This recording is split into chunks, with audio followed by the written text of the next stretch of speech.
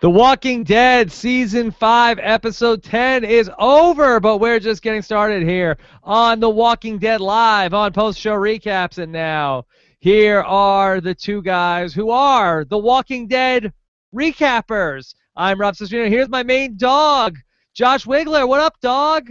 Who let the dogs out? Who Yes, let the dogs Sasha out? did. It was Sasha who let the dogs out. Sasha let the dogs go. I mean, God. Oh, my she God. really just needed to kill something. Sasha is Breaking Bad tonight. Yeah, she's Breaking Bad. She's doing bad stuff. She's the reason why everything is going to hell, according to Abraham. If she keeps acting the way she is, it's no good.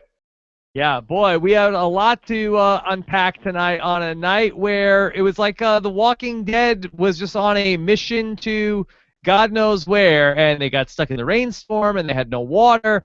This is maybe some of the most desperate that we've seen the Walking Dead crew in 5 seasons. Yeah, I think so. I mean, we've seen these survivors on the road for a while now. We've seen them on the road since the prison got torn apart and everyone got scattered to the 9 winds. But we haven't seen them all as one big unit traveling together on the open road without a shelter to cover their heads, without food in their belly, without water in their bottles for a very long time, maybe never, really. We haven't seen them in a way like this.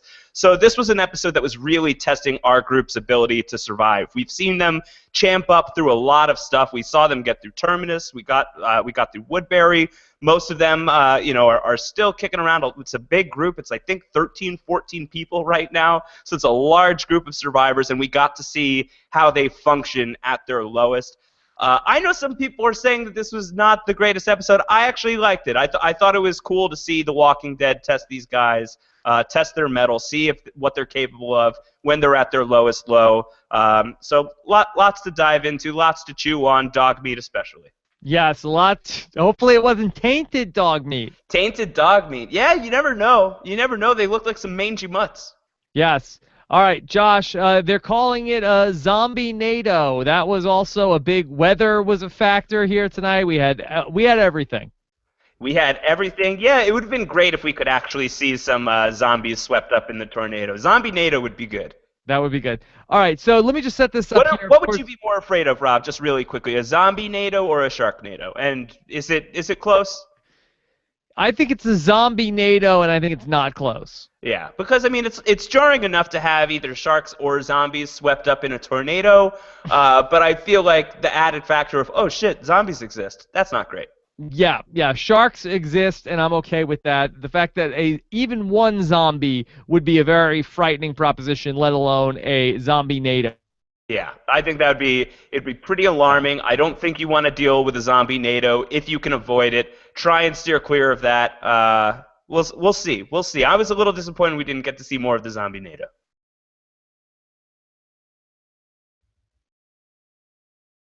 We're sans Rob. Rob is frozen in time. Rob has been swept away. Rob has been swept away by the zombie NATO. We are losing Rob. Yes. Rob, are you there? I am here. All right, you're back. Yes, okay. You got very afraid by the zombie NATO. Yes, and unfortunately, I am dealing with a zombie NATO of internet issues over here at my house this weekend. I've tried to reset everything that I have. Unfortunately, nothing has permanently fixed the problem. The good news is I'm moving in 5 days. So if that happens at all tonight, like it just did, Scott St. Pierre is going to be putting up your questions for Josh Wigler to answer in the momentary lapses of me. Yes, that is absolutely the case. Hopefully the zombie NATO passes over your apartment soon, and you will be in fine shape for the rest of the show.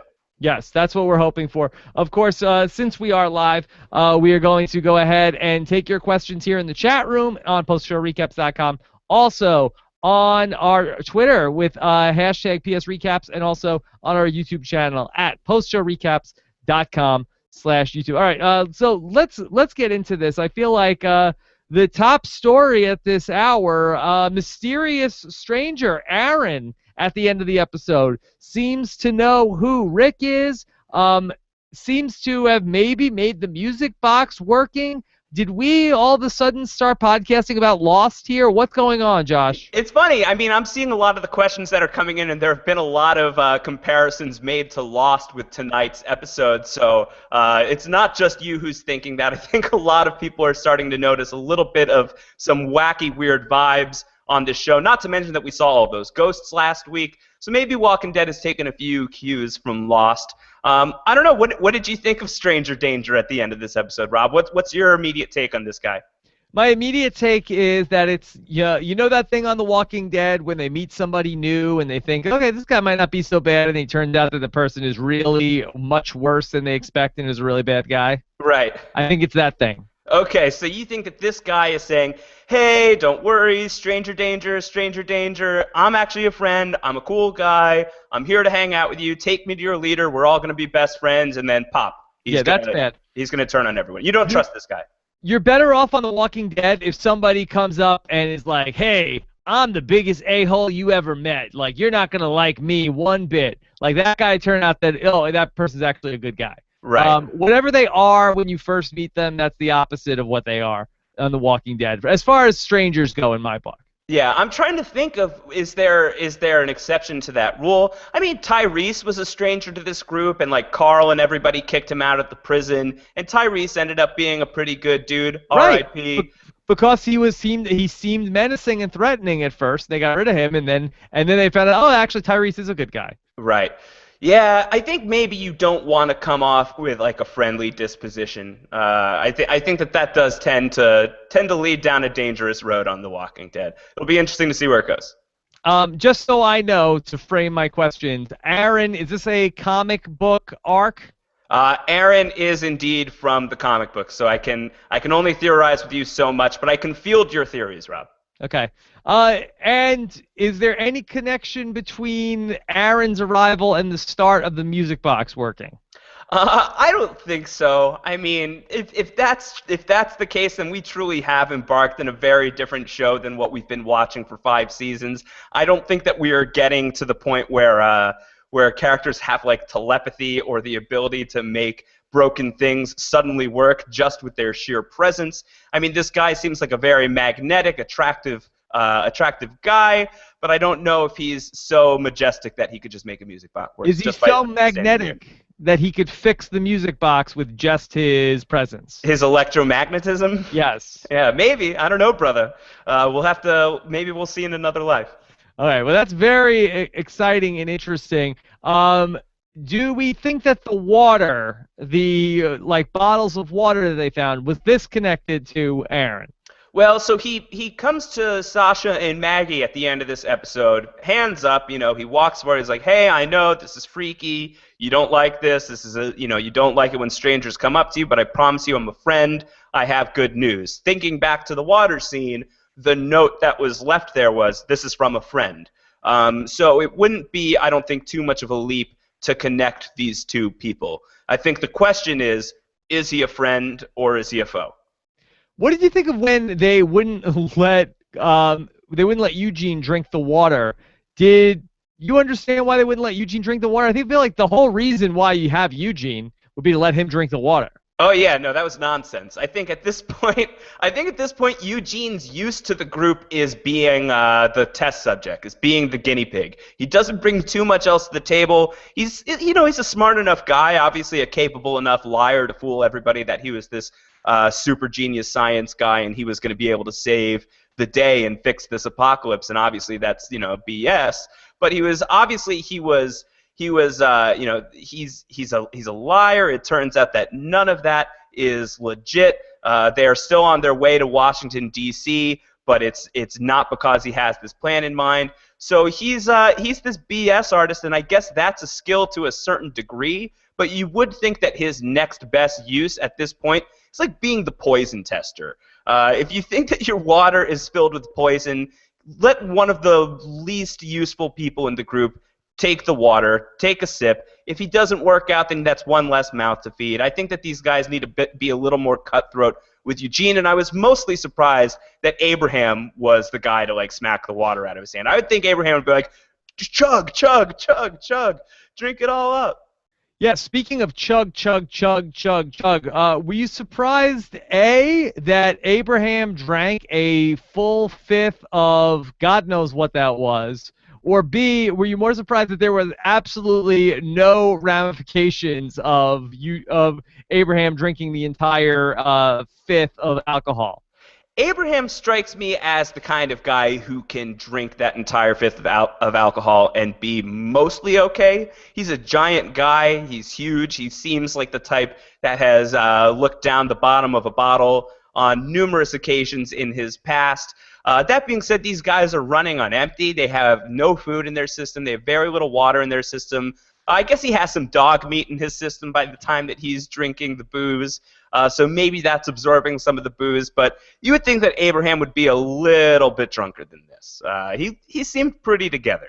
Yeah, everybody's like, "Hey, whoa, don't do that," and they're like, "Oh, things can't get any worse." And Rosita's like, "Oh, it could definitely get worse. Trust me." Like almost like, "Oh, you believe me, you don't want to be around Abraham when he's drunk," and that never paid off.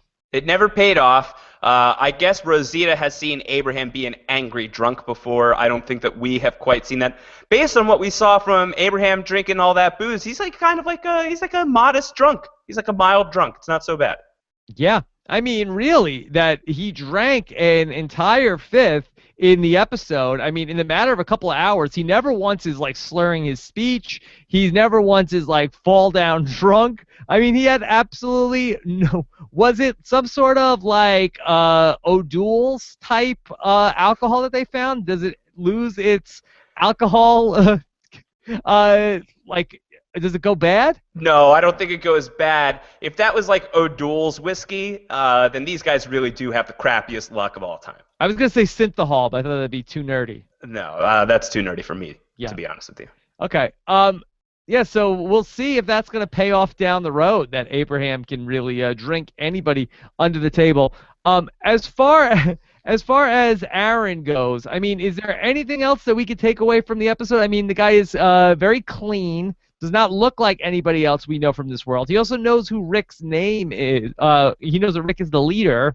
I thought I was like, boy, what a sexist pig this guy is. That he walks up and sees Sasha and Maggie and is like, take me to your leader. But I guess apparently he does know the politics of the group. Yeah, I mean, he identified their leader. I mean, he wasn't like 100% sure, but he's like, it's Rick, right? So that tells you, it doesn't tell you anything about his moral alignment. It doesn't tell you anything about whether or not this guy's a good guy or a bad guy. It tells you nothing about that. What it does tell you is he has information. He knows enough about this group to know that there's a person named Rick there, and he appears to be the leader. As you observed, he's clean. He looks like he's doing much better than our group. He's certainly in a better mood than our group, or at least that's what he's putting on. So whoever Aaron is, he seems to be clean. He seems to be well fed. He seems to be high energy, and he seems to be intelligent. And he seems to know stuff about our group. That's either really good if he's a friend, or really bad if he's not. So it could go either way. Yeah, I cannot come up with any scenario where they would know who the leader is. The only possible other people that are out there that know these guys are, A, does he have some connection to Morgan, which doesn't really seem to make a lot of sense. I wouldn't really understand why he would look the way that he does. Or B, if he has some connection to the police and the whole thing that happened at the hospital, but that doesn't seem to make a lot of sense. So I am completely puzzled as to who Aaron could be and who he's with. Yeah, I think that's what Walking Dead wants out of you right now. Walking Dead wants you to ask that question: is this guy on our side? Is this guy not on our side? I would expect that they want us asking that question certainly all week long as we wait for Walking Dead episode 3, the third episode of the second half of season 5 to kick in. But I wouldn't be surprised too if this question is a bigger question for a little while. I mean, we've dealt with things like this in the past. Thinking back to Randall in season 2, the guy that they trap in Herschel's barn for a while. It's like, can we trust this guy? Is this guy going to be able to gel with our group? Is he a good dude? Is he a bad dude? And he was obviously, he was from a group of people that were antagonistic towards our survivors, but he ultimately, it seemed like he wanted to just fit in, and he needed a new home. So Walking Dead has done this before, where it introduces a stranger. It asks you the question of, can we trust this guy? Can we not? I feel like we've been with the Rick Grimes group through so much that, like, the paranoia that they feel, we kind of feel as well towards all of the new characters we meet. We're very judgmental of new characters. Rob, you and I have been especially harsh on a guy like Noah. So anytime we meet a new character on Walking Dead, it's our prerogative to be skeptical. And I don't think that with this character it should be any different. Well, I'm glad you brought up Herschel's barn, because I was thinking of Herschel's barn during the episode tonight, because this was like a reverse Herschel's barn, where all of our heroes were locked in the barn and all of the zombies were on the outside trying to get in. Yeah, that was pretty crazy. That was pretty intense, and we get this really big moment where, I mean, I'm sure we'll talk about the speech that Rick gives in greater detail, but we get this big moment where all the walkers are outside and they're all charging at the door, and it takes all of our survivors to, like, lean up against the door to fight them back, just to prevent them from coming in, and even then it's looking hopeless. And then it cuts to black and everyone's fine the next day. And it's kind of like, what the hell just happened here? And it turns out there was a zombie-nado. There was a tornado that swept through and took care of all these walkers for us. Yeah. What do we make of this? Is this some sort of magic? Is this connected to the whole mysterious Aaron thing? I mean, it seems to me just as implausible as, 500 walkers just swarming on the cabin without any sort of provocation. It seems just as unlikely that a big force of nature would be able to come and take them all away. Oh, sure. I mean, listen, I'm going to poo-poo the magic theory right now. I don't think that we've got any magic going on here on The Walking Dead. What I do think is that, this is an episode that is, it's dealing a lot in luck, and dealing a lot in grief. Bad luck certainly is at the forefront of this episode. It's, these people are having a hard time catching breaks. They're on the road. They're coming up on, crash sites. They're coming up on places where maybe they can find water, and they're coming up empty. The best that they get is this flask of whiskey and a dead thing in the trunk of a car. Their luck is really, really poor. And everyone is at this extreme low. And then there's these moments where luck actually seems to break in their favor. And it's not just there's all this water here and everyone's really kind of cautious about, should we take this? But as soon as they decide they're not going to drink it, there's a rainstorm, and they can finally start, finding water and fending for themselves a little bit. Sounds like magic to me. I know it sounds like magic to you. And then there's this big moment where, they all look like they're about to get eaten by walkers, and it's just like it's seemingly divine intervention that the universe has decided to strike all these walkers down and spare the lives of our guys. And call that magic if you want. Call it fate. Call it faith as well. Call it whatever you want. I think what it's meant to illustrate on the show is as bad as it is right now for these guys, as dire as their situation is, as much as they've lost people along the way, there's also the opportunity for things to take another turn. There's an opportunity for these people to find what they're looking for. There's an opportunity for these people to get out of the world as they see it now. That's the big debate between Michonne and Glenn, where Michonne says, this isn't the world. It's not. And Glenn says, it might be. I think that this episode is really testing that question, and I think that this big moment where all of the walkers are getting struck down by lightning really speaks to this idea that, yeah, you're in a terrible situation right now, but it's possible that give it 5 more minutes, give it one unbelievably lucky thing to happen, and maybe your luck will turn as well. So that's what I took out of it, Rob. You can call it magic. That's what I took out of it. I'm just saying, there's a lot of magical things that are happening right now on The Walking Dead. I don't know. Maybe. We'll see. We'll see. I don't think it's that show, Rob. Happening. It's happening. I think that we're taking a turn here in season 5. Yeah, I think is magic responsible for the zombie outbreak? Did some like necromancer raise all of the dead, and we have to like defeat this evil wizard at the end of this thing? Oh, Rob has been swept up in a zombie NATO, and he can't even defend his silly magic theory. Ah, that's horrible. That sucks, Rob. Well, while Rob is out of commission with a zombie NATO. Oh, do we have him back? I'm here. Back. Yes. The Magic Man. The Magic Man is back. Magic is the. Oh, and the Magic Man is gone again. Oh, poor Rob. Poor Rob can't even defend his magic theory. Scott, why don't we fire up some questions while we wait for Rob to get back on the line? We'll start off here with Jason Burning. Jason Burning. Magic is probably back. Magic is back. Yes. All right, Magic Man is back. Okay. Take the question. Why don't we take the question since you? Yeah, let's take the question anyway. We want to go back to the dog topic because I don't think we've chewed on the dog topic enough because I think that was a big moment from tonight. So let's start with Jason Burning, who says, "Won't rabid dog meat make you sick? I know desperate times and all, but I think they're all going to die of rabies now." What do you think, Rob? Are these people in trouble for eating these rabid dogs? We've been through this with Bob. If you eat the meat of somebody that is infected with a virus and then you cook it, you're okay. It's not tainted dog meat. It's not tainted dog meat. Yeah. Where have all the dogs been? I mean, talk about magic. We're so hungry. All of a sudden, here come 5 dogs out of nowhere. Where are all the dogs? We haven't seen any dogs have we seen 5 dogs in 5 seasons of The Walking Dead? We saw T-Dog.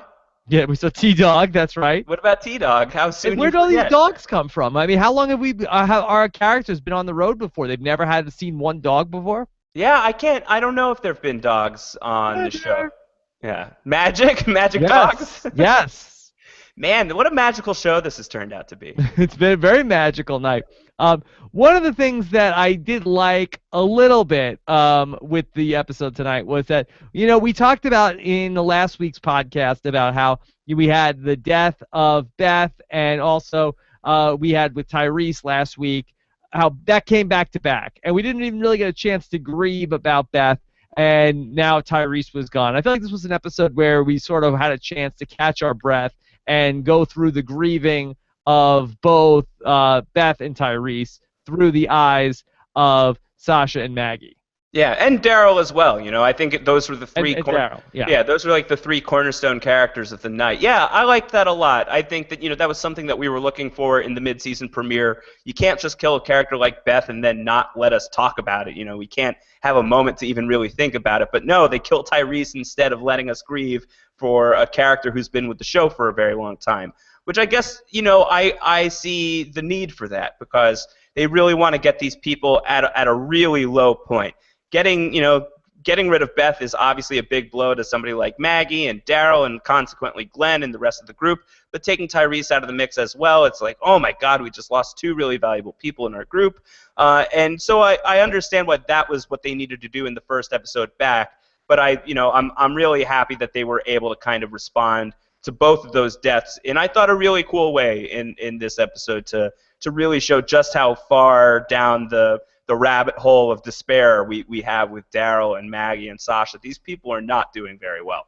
Yeah. Who do you think is doing the worst? Give us the power rankings. I think Daryl's doing the best. Daryl cried. He let it out. He fixed the music box, and he's doing okay now. I think Daryl's tough. He's going to get through it. So I think he's doing the best. I think Maggie is doing the second best. And when you think about it, Maggie didn't really care about Beth for a good little while there, right? I mean, Maggie wasn't really asking, "Where's Beth? Where's Beth?" So now we finally have the episode where she's sad about her sister, and by the end of it, she's the one who goes to Sasha, takes her out of the barn, takes her for the walk, and is basically like, "Hey, we're gonna make it. We're gonna be okay." So I think Maggie number 2, and Sasha, pretty clearly bottom of the totem pole, needs to kill things, shooting dogs up, insulting Noah, slicing Abraham, almost killing Michonne. So Sasha is the one who I think her head is really out of this thing. Yeah, Maggie, I think the thing for her was that she thought Beth was dead, and they told her that Beth wasn't dead, and then she got her hopes up. And then when she found out that Beth was dead the second time, I think that put her over the edge. Yeah, I think that put her over the edge, and I get that. She hadn't really been thinking about Beth too much because she didn't allow herself to think about Beth too much. And then, she finds out that Beth is alive the same day that she finds out that Beth is actually dead. That's a bummer. It's a bummer, Rob. Bummer. Big Yes. bummer. And then let's talk about Sasha, who is now gone off the deep end, and she seems like she's got a death wish. She's got a little bit of Tyrese in her. Yeah, she's like, I'm not like Tyrese. I'm not like Tyrese. But she's very much like Tyrese. Exactly like Tyrese. She's exactly like Tyrese. This is what Tyrese did, when Karen died, and he was so furious, and he walks out into a horde of walkers and just starts hammering away, and somehow walks away from that situation unscathed. We get a big taste of that tonight with Sasha, who's ruining what I thought was a pretty clever plan to get rid of these walkers. Just walk them off a bridge and stab them in the head if they get too close. But Sasha breaks rank and gets everybody in a world of hurt, and she's slashing away with her knife to the point where she almost stabs Michonne in the heart. She actually slashes Abraham's arm. So yeah, Sasha, her head is out of this thing right now, and somebody needs to set her straight. Yeah, the plan with making the walkers fall off the bridge, I think it started off pretty good. I feel like they were probably a little bit too, taking it easy with everything. It's like they were making them fall off the bridge one at a time, but nobody even had a weapon out. Is it like if you scare one walker, do they all start to get aggressive? Well, I feel like there were like people who were further back who were probably like backup that would just pop some zombie heads if they had to. But I liked the plan. I thought it was a good plan. I trust Rick's group as far as being plan got dicked. Plan got dicked. Plan got Sasha'd. Let's be fair here. Plan got Sasha'd here. If the plan had gotten Ricked, I think the plan would have worked without a hitch. But Sasha had to break formation. She ruined the whole thing.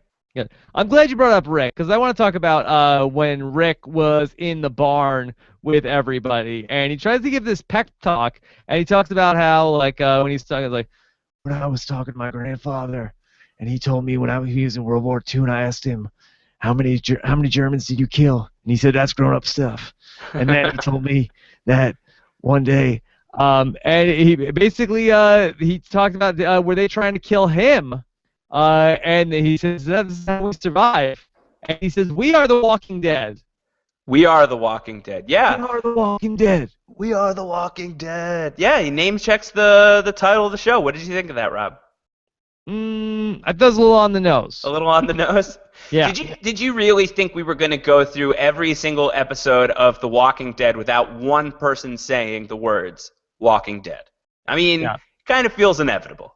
Well, I have to say, I think it was, I liked it. My favorite episode of Breaking Bad was the time that Walter White turned to Jesse and said, that's it, Jesse.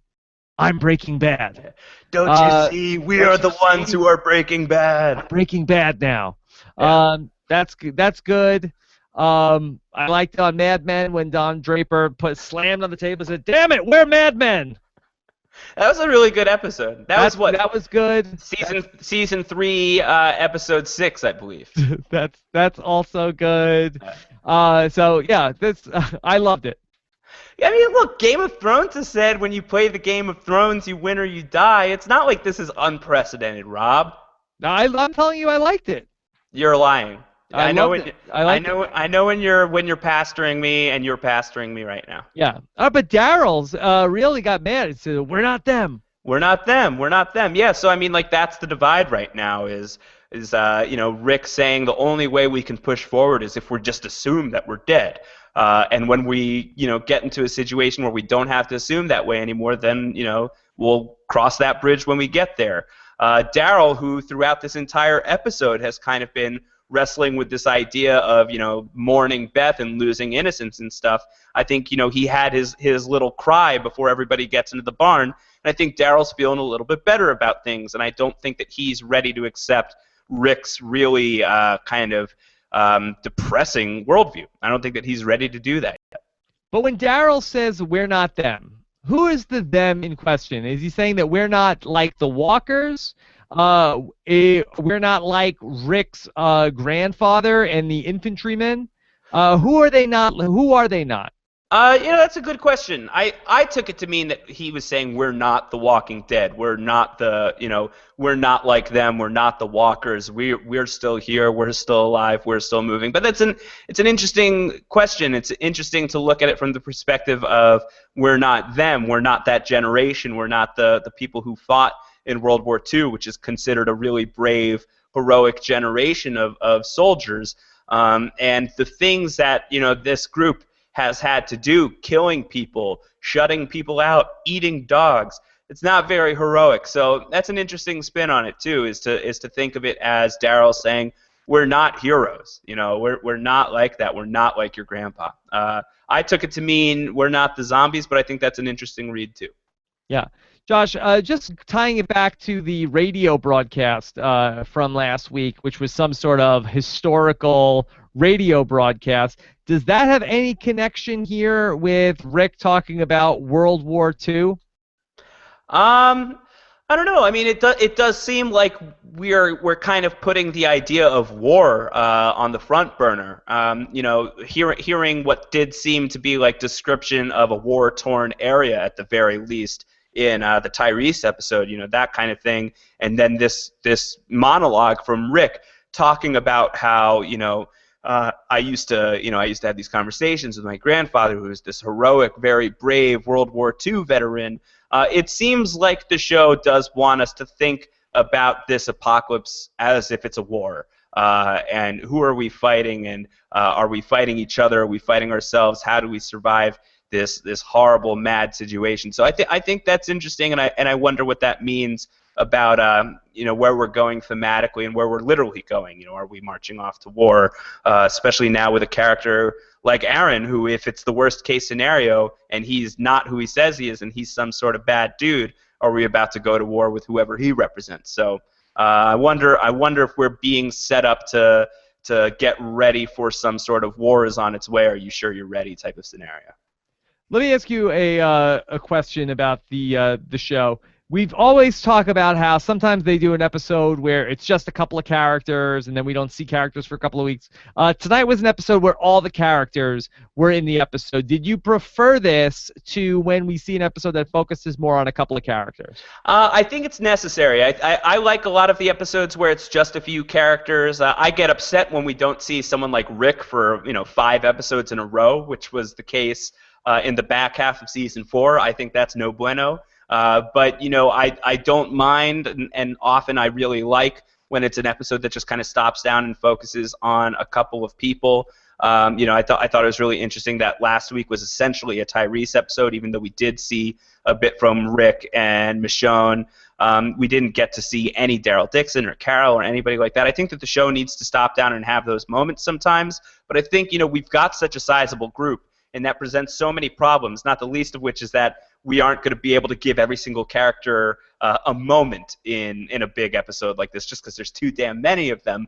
But I think that that's a big problem with the group is like there's too damn many of us. We're all so starved. We're all so stretched out. We're so stretched thin that I think that you do need to have one episode at least every once in a while that has everybody in it so you can really kind of see that it's a big group and it's a big problem we've got going on right now and it's affecting everybody. So I think it's good to have every now and then just a big ensemble episode.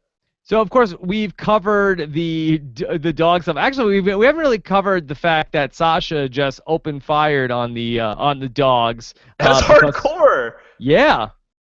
Yeah, I mean Sasha herself has really gone to the dogs a little bit. Yeah, she's really gone to the dark side. So she goes ahead and she shoots all those dogs. But also, we had frogs that were all on the ground, and then, of course, Daryl eating a worm from the ground. I feel like Daryl really didn't even brush off a lot of the dirt off the worm. I feel like he might have gotten some dirt also, Josh. Yeah, I feel like at this point, Daryl Dixon is at least like 63% dirt anyway. So I think it's almost like when the T1000 is on the back of the car that the T800 is driving away with Sarah Connor and John Connor, and half of his like metal hand gets wedged in the trunk and they throw it out the window and then it gets reabsorbed into his foot. It's kind of like that. He's just reabsorbing some dirt into his body. Yeah. How's that for a reach for a Terminator 2 Judgment No, Day? not a reach. It was perfect. Okay. But what was with the frogs? What was with the frogs? Maybe if you want to talk about your magic scenario, Rob, maybe it was like a Magnolia moment. Yeah, that's what I think. It's like raining frogs. Yeah, I think that might be the case. Yeah, I mean, it rained, and then it rained. Then it rained. Yeah. Did it rain frogs the night before? Who knows? We didn't get to see. I don't know. So that was very. And why did Sasha want to kick the dirt on the frogs? I don't know, because Sasha's just like in a bad place right now. Doesn't have a lot of respect for life right now, it seems like. Okay. Let's talk a little bit about Carol too in this episode. I feel like Carol is very worried about Daryl. Carol's always worried about Daryl. Carol has kind of been Daryl's spirit animal for a very long time, and she's talking about how like, I'm not the kind of guy that has to, I'm not the kind of person who has to release my emotions and really feel what I'm feeling. Like, I'm kind of beyond that. That already happened. My daughter died. Like, I'm sort of over it. But Daryl, you're a raw nerve. You're a vulnerable man. You need to feel some feelings. So Carol's just trying to, she knows Daryl better than probably anybody else in the group knows Daryl. You get the sense that these two have opened up to each other in the past. So she's just trying to look out for her buddy. Yeah. She gave Daryl a knife. This was Beth's knife? It was Beth's knife, yeah, that she must have taken from when they were together in the hospital. Okay. Do you remember that? I mean, was there any incident about this knife? I don't know. It was probably just a thing that she used from time to time. I don't remember it being especially iconic. It's no Daryl Dixon crossbow, I'll tell you that. I feel like Carol, maybe she's still on the mend from her trip to the hospital. I feel like she's not seeing ass right now. You think that that car accident did something to her brain, that she's just not thinking right? No, she just seems a little weak, Carol. I feel like she's not up to full speed. Maybe she's such a good actor that she's, really, taking on that she's so physically weakened. Yeah, I don't know. I feel like I feel like if you get hit by a car, the way that Carol got hit by a car, you end up being, unconscious for days, and then basically the day you wake up, you get liberated from this prison hospital. I feel like she hasn't quite had enough time to recuperate. I mean, they've been on the road for a couple of weeks now since Atlanta, but that's going to take some time to get over. So I think that maybe Carol's not quite as hardcore badass Carol as she's been in the past right now. Yeah. I also kind of thought that Carol and Daryl were going to finally make out. No, she went in for the kiss, and then she thought better of it, kissed him on the forehead. Ah, man. The world, Tumblr would have exploded if Carol and Daryl finally made out. Boom. Is that ever going to happen? Yeah, what's their couple name? Carol. Yes. Or maybe Daryl. Either way. Either way. Also, Noah is a little bummed out. Noah is like, I think I should have stayed at the hospital. Rob, let me ask you. We've been very hard on Noah. We had a lot of feedback during our Walking Dead feedback show about how mean we've been to Noah, that we just don't seem to like this guy, that he's just a little bit of a wet blanket. How have your feelings on Noah changed, if they've changed at all, after this episode? Status quo. Status quo. Yes. Noah remains a little bit of he's there. Yeah, he's 100% he's there. He's below Father Gabriel in the power rankings for me. Oh, my God. What did you think of Father Gabriel ditching his collar? I mean, this is after everything Father Gabriel has been through. The eating the dog was like, you know what? I think I've had it with this. This is a bridge too far. Well, we've got plenty of reason to believe that this is he's kind of a crappy holy man. So if this is the thing that kind of makes him think, enough is enough, then he's probably never had the stones to wear the cloth to begin with. Okay. What do you think about hair shirts? Hair shirts? I've never heard of this before. I've never heard of the hair shirts. Is this because I'm Jewish and I just don't know about hair shirts? Is this like a Christian thing? Yeah, this is a first for me. Are you thinking of trying one? Yeah, man, I would wear some hair shirts. It depends, I guess, on where's the hair coming from. I think you'd really want to look into that. I mean, Eugene's mullet. Eugene's mullet? I would wear a shirt made out of... the front part of Eugene's hair. No, it's got to be the back. I need the party in the back. Otherwise, I mean, I'll take the full head of hair, but if it's just the front part, I'm not taking Eugene's hair for a hair shirt. No, thank you. Okay. All right. You want to get into some questions? Yeah, but I also want to know if you would wear an Abraham hair shirt. Abraham hair shirt. I'm worried that it could be so saturated with alcohol that if I get close to a match, I could go up in flames. You look good in red, though. Yes. Well, thank you. You're welcome. Anything else from the episode before we get into the questions? No, let's dive into the questions. Okay.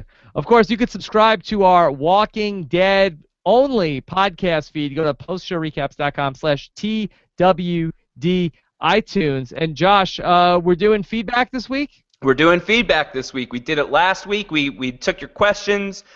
We asked you asked us a whole bunch of stuff about last week's episode. Let's do it again. Get your questions to us at twd@postshowrecaps.com. Tweet them to Rob and me. Rob at Rob Cesternino. I'm at Round Howard. Tweet your questions all week long. Email those questions. Get some voicemails in. postshowrecaps.com/voicemail, and we'll do it again. Yeah, and leave them in the comments on postshowrecaps.com. Okay, let's go ahead and let's get to Lauren Garcia. And Lauren says, shish kapooch, shish kamoot, barbafito, barbawow, put another flea bag on the Barbie. So we're trying to figure out what to call the dog meat, huh? Yeah. I think it's got to be barbecue, right?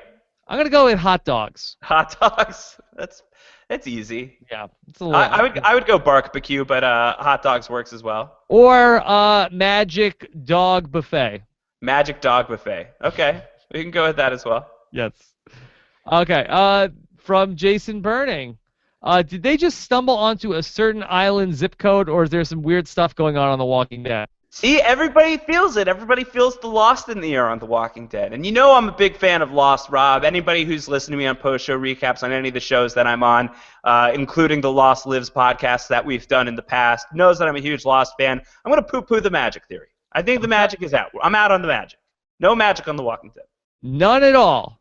Not yet, unless you count Eugene's mullet, which is certainly magical in its own right. Mullet is magic. Mullet is magic. What does Cabindouche have to say, Josh? Cabindouche says, "We are the Walking Dead. Did Rick just jump the shark?" Well, all right. So give me your serious take on this, Rob. Is it too much? Is it a bridge too far to say we are the Walking Dead on this show? It might be. It's in the comics. Okay. It's in the comics. It's under different circumstances. It's back during the days of the prison that Rick is having this kind of big freak-out moment in front of the whole group, and he has this epiphany where he tells everybody, "Don't you see? We are the Walking Dead!" So it's even more ham-fisted in the comics. I think that the way the show did it was subtler. So if you didn't like it on the show, you wouldn't have liked it in the comics. I'll tell you that much. What did you think? I thought it was fine. I mean, I've been expecting this line for a good long while. It's an iconic speech in the comics. There's no way that the show was never going to do it, so I was prepared for it. Okay, if it's an important line with the context, I can live with it. I mean, I don't know if I would say it's important. I mean, it's iconic. You know, it's a big moment from the comics. So I expected to see it. I'm fine with seeing it, but maybe a little bit on the nose. But I get the point. I see the point that he's trying to make. I think it's an apt point, but I think it's probably something that we've figured out, a while ago, that this is a show that, yeah, it's a zombie show, and yeah, it's about dead things that spring to life and walk around, but it's really in a lot of ways about living things walking around, but they're kind of dead inside. So if Rick's group are the Walking Dead, then what are the Walkers? They're also the Walking Dead, right? No? They're also Walking Dead? We're Walking Dead and they're also Walking Dead? Or are we Walking Dead and they're walking really dead or walking undead? They're like shambling dead. They're like the shuffling dead. Yeah. What do you think about that opening scene with Maggie when she's sort of like staring off into space and the walker comes up behind her? Did you think that was another sort of flash forward? Yeah, I wondered about that at first. I mean, I think once we got to like everybody, when like Daryl and Maggie and Sasha reconvene with the group and see the group and they all get back together, I think at that point you kind of dispel the flash forward notion. But yeah, I think with that first scene, it seemed like certainly with how last week's episode really played tricks with us with that opening scene, I think a lot of people thought that the montage we were seeing at the beginning of the episode was about Beth, and it turns out to be about Tyrese. I'm looking to see if when The Walking Dead is messing with our heads, and I definitely had a feeling that maybe there was some sort of flash forward thing going on, but turns out not to be the case. Yeah, I thought it was the case too, especially because I felt like the camera sort of focused on the engagement ring that Maggie wears. I said, "Oh, Glenn's dead. Glenn's dead. No, never. Glenn is dead." Never. And then I was surprised when it did not go that way. No. Were you surprised that Maggie was just so despondent when a walker was like right behind her? Yeah, she's really lucky those branches were where they were, and that this walker couldn't get through them because she let the walker get all the way to the branches, like this branch cage that she probably had no idea really existed. I think that maybe if we were doing the power rankings of how depressed everybody is at the start of the episode, Maggie would be pretty high up. She was just ready and willing to let this walker tear her apart. Yeah. Thankfully, she was saved by the branch. Well, yeah, I love that show. The three people that we're talking about in these different stages of grief between Maggie and Sasha and Daryl, they're all dealing with it pretty differently, where it's like Maggie is just sort of like seeming like she's like giving up and sort of like she doesn't want to go on, whereas Sasha is like angry and like wants to kill everything in sight, and Daryl is sort of like, in private, like very like weepy about the whole thing. Like Daryl, one of the interesting scenes that I thought tonight was when he takes the cigarette and like burns his hand just to see if he can feel anymore. Josh, what a freaking badass! Yes. Oh my God. No, I do that sometimes. No, you don't. Yeah. Is this part of the reformed bad boy of podcasting image you're trying to build for yourself? Yeah. I have done that before. But not with cigarettes, but like with a pencil. And I really? think I really poked myself with that pencil. I can still feel. Why did you do that? Why did you do it? I watched too much TV. I said I don't know what it's like to feel myself anymore. So I took a pencil, and it wasn't too sharp. It was like sort of like more of like a dull point. I stepped on a pencil once when I was a kid, and I still have like the mark on my foot for the rest of my life, I think. Did you get lead poisoning? I'm still here. I'm Okay. still breathing. Okay. Unless I'm The Walking Dead, which is possible. Yeah, but the Daryl still can feel, and that made him cry. It made him cry. Was he crying because of like the emotional aspect, or is he like, that really hurt? About like, oh my God, that's probably going to be a scar on my hand. Why did I do that? That was so stupid. You're so dumb, Daryl. Yeah, I don't know. Hard to say what Daryl Dixon is thinking these days. Okay. Let's go to this question from take this question from Mark. Okay, here comes Mark Singh says, rainstorm clue, possible end game. Noah builds an ark and leads all to safety while zombies drown. What do you think about that as a theory, Rob? Do you think we could be building up to a point where Noah is going to gather all of the survivors? Rob doesn't even want to talk about Noah's Ark. Well, I think that's how much Rob dislikes Noah. Yes. Yeah. Rob, did you get any of that? Did you hear what I said? I hear everything that you say when you get to me. Man, I don't want you to. I've been bad-mouthing you this whole time. No, you haven't. But that being said, does that happen in the comic books when Noah makes an ark and they all sail away? I'm not going to spoil that for everybody. It's too good. It's too good. Is that the ending that they've been leading up to? I'm not saying one way or the other. I'm not saying that Noah builds an ark and they use it to get to Washington, D.C., but I might be saying that. Okay. Okay. All right. Lauren wants to say Abraham is better off using the alcohol to disinfect his wounds. He got sliced with a zombie-infected knife. Well, don't worry about the zombie-infected knife. That doesn't do anything to you, right? Yeah, I don't think so. But I mean, it did alarm me a little bit as well, I have to admit, is that like, Sasha's just been, destroying these walkers with this knife, and it's probably covered in zombie gore, and she ends up slicing Abraham's arm, and it's kind of like, that might not be great. Like, it's still, you still don't want that to happen, I think, but ultimately he was fine. He's a tough guy. He's a tough guy. You could bite Abraham and he'd probably be okay. Yeah. I feel like,